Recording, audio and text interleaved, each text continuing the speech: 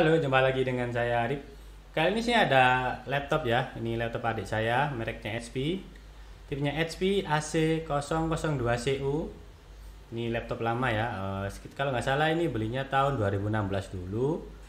Dia prosesornya dia masih pakai Intel Celeron N3050 kalau nggak salah. Memorinya cuma 2 GB, harddisknya 500 GB. Kenapa emangnya dengan laptop ini? Ya, laptop ini OS-nya Windows ya. Udah jarang diperhatiin sama adik saya, dipakai aja. Kemudian waktu saya mau pakai kok rasanya lemot banget laptop ini. Padahal ini nggak rusak, harddisknya masih oke, tapi lemot banget. Buat buka aplikasi itu lamanya minta ampun. Apalagi kalau barusan dinyalain startup itu, wah lama banget. So jadi karena dia udah mungkin nggak dipakai, saya mau pakai. Cuman saya nggak mau kalau laptopnya lemot. Jadi rencananya saya mau install di laptop ini Linux, saya mau dual boot biar laptopnya nggak lemot-lemot amat kalau dipakai. Ya minimal masih responsif ya. Kalau dilihat dari speknya sih kayaknya spek HP kalian masih lebih tinggi daripada laptop ini. Jadi gimana performa laptop ini setelah dipakein Linux, apakah tetap lemot atau lumayan lebih lancar? Nah, untuk itu kita langsung aja tonton videonya sama-sama.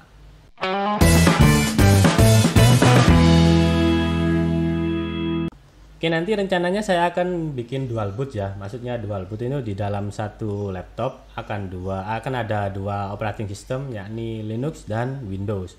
Saya nggak mau hapus Windowsnya karena di dalamnya masih ada data-datanya. Jadi yang saya mau bikin adalah dual boot. Jadi ketika kita nyalain laptopnya ada dua pilihan, kita mau pakai yang Windows atau pakai yang Linux.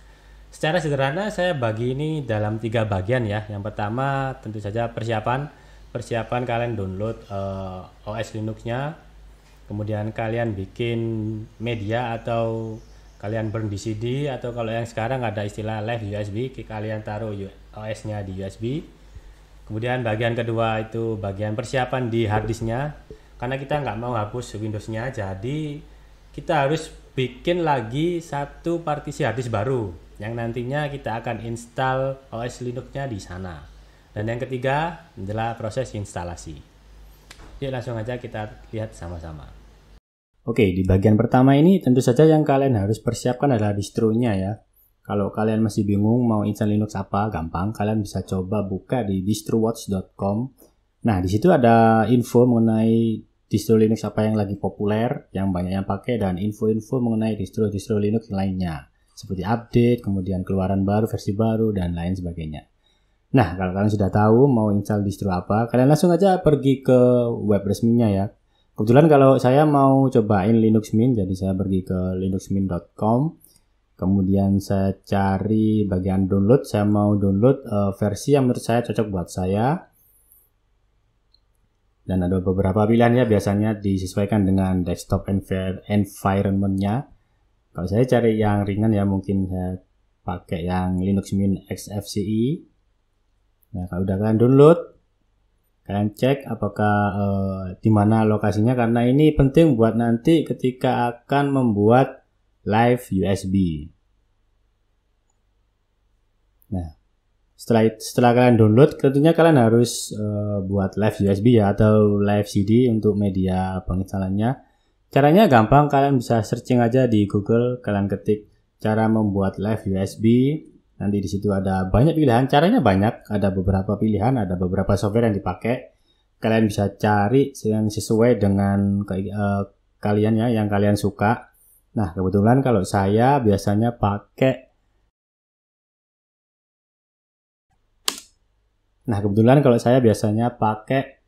DD Command. Nah, kalau DD Command ini biasanya udah di Linux ya, jadi tinggal ketik-ketik aja di terminal. Nah, seperti ini. Kalau saya tadi ketik fdisk min L itu untuk mengetahui di mana flash disk saya. Nah, di keterangan ini kelihatan kalau flash disk saya ada di disk /dev/fbc. Nah, kemudian kalau ingin membuat live USB-nya, kalian ketikkan ini perintahnya sudo spasi dd atau data duplicate spasi bs4m itu block size, if input file ini tempat dimana kalian download file Linux-nya, kemudian OF output file itu alamat di flash disk-nya, Kalau udah kalian enter. Nah, kenapa saya suka pakai DD ini? Karena gampang ya, kalian tinggal ketikkan komennya tadi, kemudian kalian enter dan kalian tunggu sampai prosesnya selesai.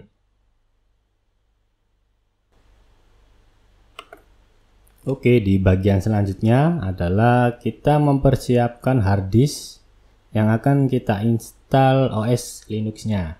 Karena ini mau bikin dual boot ya, maka OS-nya yang baru ini harus diinstal di tempat yang berbeda, di hard disk yang atau di partisi yang berbeda. Jadi untuk itu kita bikin dulu partisi baru. Caranya gampang ya, saya pakai software bawaan di Windows, pakai disk management. Saya cari disk yang free-nya masih banyak, ya ini disk D, kemudian saya pilih shrink volume, dan kira-kira saya cuma butuh sekitar 20 GB aja. Jadi saya mau bikin disk baru atau partisi baru 25 GB. Caranya seperti tadi ya. Nah, sekarang udah jadi, maka akan ada partisi baru yang namanya unallocated. Nah, biar bisa dipakai unallocated ini saya format dulu. Ya, format seperti biasa ya. Pilihannya saya pakai default aja. Ya, seperti ini format. File sistemnya NTFS, dan saya pakai enggak quick format tapi format yang full.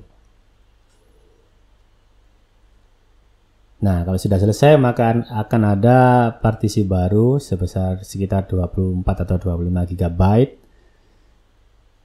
Nah, ini proses formatnya ya, kita percepat aja karena laptopnya ini laptop yang nggak terlalu kencang, jadi prosesnya agak lama, jadi saya fast forward aja biar cepat.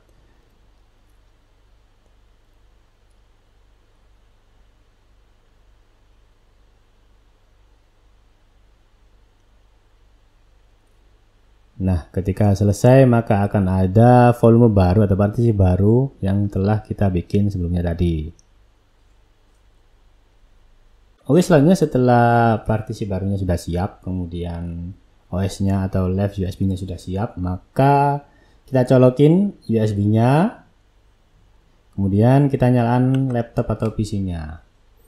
Nah, di saat menyalakan laptop atau PC ini kalian pencet ya yang settingan di BIOS itu yang untuk mengatur booting. Jadi laptopnya ini booting dari mana, tiap laptop beda ya. Kalau kebetulan laptop saya ini pencet F9, nanti pilih booting dari USB yang sudah kita bikin, nanti akan keluar seperti ini menu dari Linux Mint. Langsung aja start Linux Mint, kemudian dia akan booting dan masuk ke live session atau live dari Linux Mint via USB. Nah, ini tampilannya ya. Ini masih loading. Nah, nanti di situ ada folder apa itu kurang terlihat jelas, saya lupa. Dan ada pilihan install Linux Mint. Jadi kalian pilih itu install Linux Mint. Nanti akan ada dialog lagi ini. Yang pertama ini milih bahasa, kemudian kalian pilih keyboard layout keyboardnya.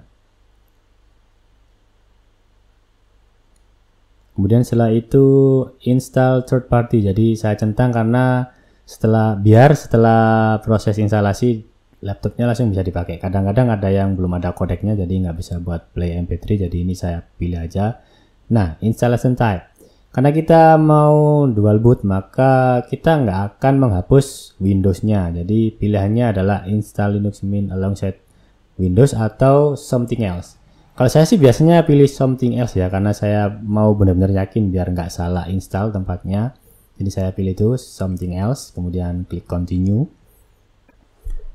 Nah, kemudian ini ada gambaran harddisknya ya. Di sini kalian harus teliti, jangan sampai salah. Kalian harus ingat juga, kalian tadi bikin partisi barunya ukurannya berapa dan di mana. Karena kalau itu adalah di mana kita akan mau install Linux-nya ya. Jadi kalian harus benar-benar ingat. Nah, kalian pilih partisinya tadi, kalian klik,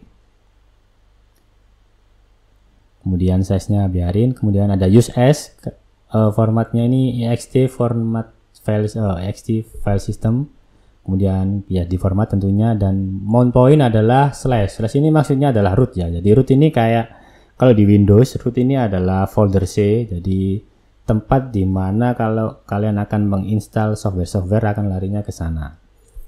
Kemudian saya juga tadi bikin partisi 2 GB untuk swap. Swap ini mungkin saya lupa ya, swap ini fungsinya untuk apa. Bisa bikin. Nah, setelah itu kalian akan dihadapin pada milih lokasi. Ya, kalian pilih seperti biasa.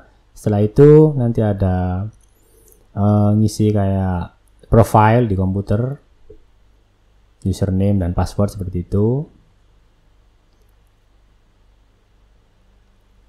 Udah, dan continue.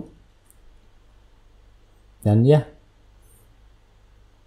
sudah selesai. Itu aja step-step yang kalian lakukan untuk menginstal Linux. Gampang ya kan?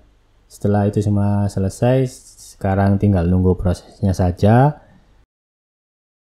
Oke, setelah prosesnya selesai nanti akan ada pilihan ya, apakah akan continue testing, maksudnya live sessionnya, atau restart now untuk langsung bisa booting ke OS yang telah kita install. Oke, langsung aja. Kalau saya sih langsung restart now ya. Setelah itu sekalian nyobain apakah OS yang kita install sudah berhasil atau tidak. Oke, jadi ini laptopnya udah selesai saya install. Kita coba lihat apakah berfungsi dengan baik, apakah bisa dual boot. Kita lihat sama-sama. Oke, pertama kita nyalain laptopnya dulu, lalu kita tekan F9 untuk milih booting dari mana.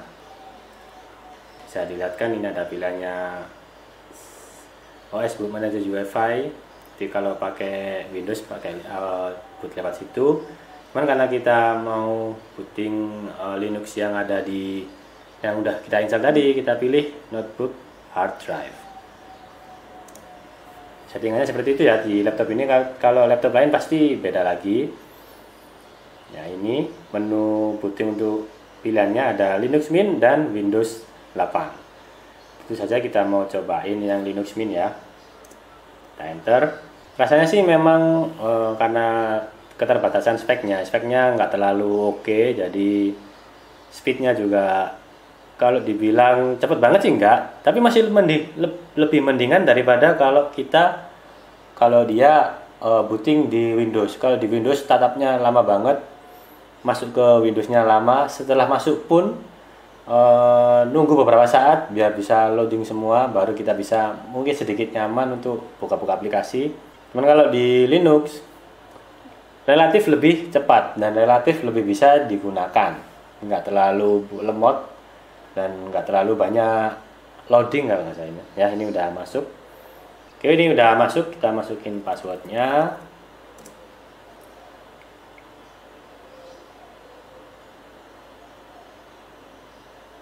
Tunggu beberapa saat karena memang laptopnya ini speknya nggak terlalu istimewa, jadi agak lama. Tapi bootingnya di Linux ini masih jauh lebih cepat daripada booting laptop ini kalau pakai Windows 8. Kebetulan ini isinya Windows 8 ya. Mungkin karena jarang dibersihin sama adik saya, nggak dirawat Windowsnya. Jadi kalau mau buka lama banget. Nah, kalau yang di sini jadi lebih cepat. Ini harusnya bisa di screen recording ya, cuman saya belum install aplikasinya, jadi saya rekam pakai HP. Dan ya, oke, jadi ini sudah saya install, berhasil dengan cara yang seperti tadi. Kalau dibilang lebih cepat daripada Windows, saya setuju karena terasa lebih ringan. Perpindahan antara aplikasi ketika kita membuka lebih dari satu aplikasi lebih enak di Linux ini daripada di Windows. Dan memang banyak kok orang-orang yang dia punya hardware yang lama, misal PC atau laptop yang lama, yang nggak mungkin kalau diisi Windows yang terbaru, mungkin Windows 10 ya kalau sekarang. Mereka lari ke Linux, mereka install Linux, mereka cari distro yang ringan untuk diinstal di aplikasi di laptop atau PC mereka. Oke, di belakang sudah saya install Linux Mint di laptop, berhasil dual boot dengan Windows dan Linux, dan di belakang sudah saya pakai buat ngerekam suara. Jadi enaknya apa sih pakai Linux? Kalau menurut saya sih satu yang saya rasain selama ini, dia lebih ringan daripada Windows. Saya pernah punya PC dan laptop isinya awalnya Windows. Awalnya sih ringan ya. Setelah kita isi aplikasi, kita pakai macam-macam. Lama-kelamaan dia akan menjadi lebih lemot atau lambat. Jadi kita harus rutin maintain agar Windows kita tetap bersih, tetap clean dan kinerjanya optimal. Cuman kan mungkin kadang kita lupa, kadang kita malas atau nggak tahu caranya. Jadi lama-lama Windows akan membuat laptop kita seakan-akan lemot. Jadi kalau kalian punya sistem operasi Windows di rumah, kalian harus rajin maintenance biar nggak lama-lama, biar nggak lemot.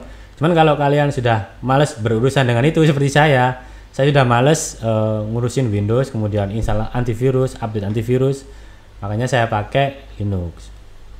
Tapi ini saya pakai Linux, rasanya memang lebih responsif daripada ketika dia ada di Windows.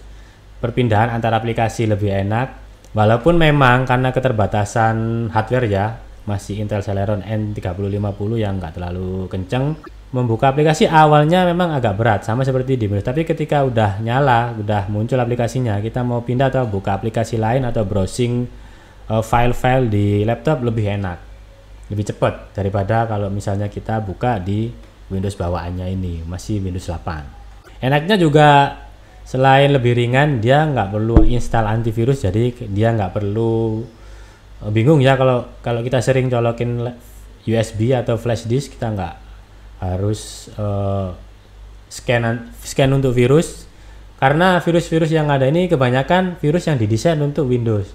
Jadi kalau ada virus Windows masuk ke Linux, dia nggak bisa ngapa-ngapain, dia cuman bisa terlihat sebagai file aja. Nah itulah salah satu alasan kenapa saya memakai Linux di laptop atau PC saya. Apakah lama-kelamaan Linux bikin laptop lemot? Saya kira kok enggak ya. Saya ada laptop sama PC di rumah, saya isi kalau yang satu distro Manjaro, yang satunya lagi saya kasih distro Solus. Nah yang ini saya kasih Linux Mint. Udah beberapa lama saya pakai dan performanya tetap aja nggak tambah lemot, tetap kenceng, tetap ya nggak kenceng-kenceng amat sih karena speknya biasa aja, tapi lebih enak dijalaninya pakai Linux daripada ketika pakai Windows ya. Ya mungkin kalian nggak setuju karena mungkin kalian pakai Windows dan rasanya laptop kalian kenceng-kenceng aja atau PC kalian kenceng-kenceng aja. Ya paling nggak itu adalah opini saya, kenapa saya lebih suka memakai Linux di PC atau laptop. Oke, saya kira itu. Terima kasih sudah nonton video ini dan sampai jumpa di video-video saya selanjutnya. Jangan lupa kalian like, komen, dan subscribe. Terus gimana menurut pendapat kalian? Apakah kalian pernah nyobain Linux atau kalian cuman taunya sistem operasi itu cuman Windows saja? Kayak beberapa tahun yang lalu saya taunya cuman sistem operasi ya Windows. Ternyata ada juga Mac OS dan juga Linux dengan berbagai macam distribusinya.